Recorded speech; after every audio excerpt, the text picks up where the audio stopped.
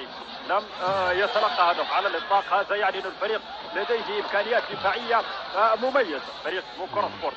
عموما الكرة تلعب الان مع ادريس مبومبو. ادريس يلعب لمحمد مختار. اين هدف العاده يا محمد يا مختار؟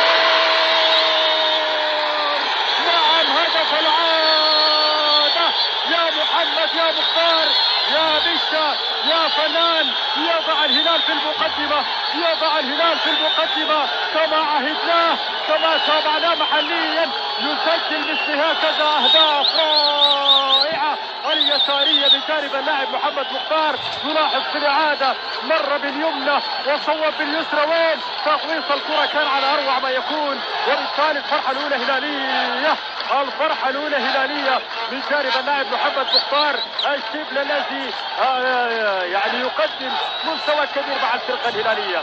نعم يأتي بالفرحة اللاعب محمد مختار فيشا، وبالتالي لم يخيب سنن الزحفوري في هذه المباراة المهمة. قوية من شرف سيقوم المحاولة، وأخيرا يأتي الفرج بجانب الدبابة الكونغولية إدريس مبومبو.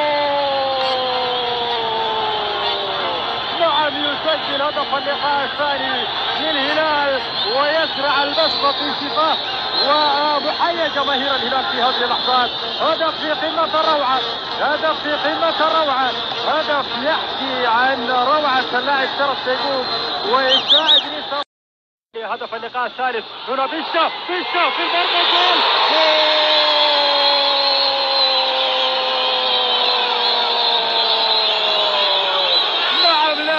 جول في التشكيلة الأساسية.